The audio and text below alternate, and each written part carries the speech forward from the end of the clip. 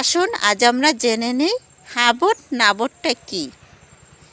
হ্যাঁ ভোট এবং না ভোটের ব্যালট পেপারে যে জিনিসটা লেখা থাকবে সেটা হচ্ছে, আপনি কি এমন বাংলাদেশ চান যেখানে তত্ত্বাবধায়ক সরকার, নির্বাচন কমিশন ও সরকারি কর্ম কমিশন পিএসসি গঠনে সরকারি দল ও বিরোধী দল একত্রে কাজ করবে?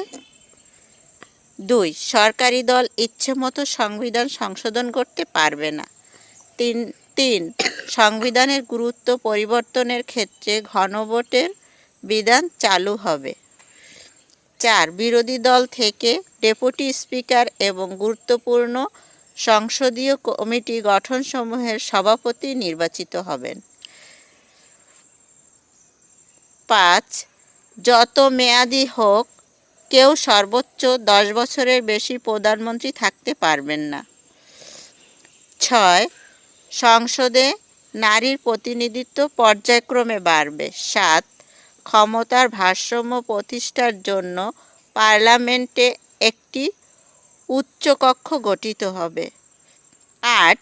দেশের বিচার ব্যবস্থা স্বাধীনভাবে কাজ করবে। 9. আপনার মৌলিক অধিকার সংখ্যা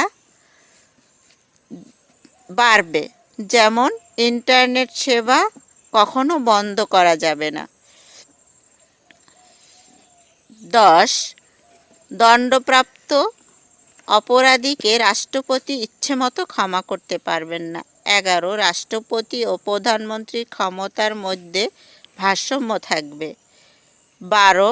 রাষ্ট্রভাষা বাংলার মর্যাদার পাশাপাশি অন্যান্য জাতিগোষ্ঠীর ভাষারও সাংবিধানিক স্বীকৃতি হবে। ধন্যবাদ। আপনার যদি মনে হয় যে এগুলো আপনারা চান, তাহলে অবশ্যই হ্যাঁ ভোট দিন।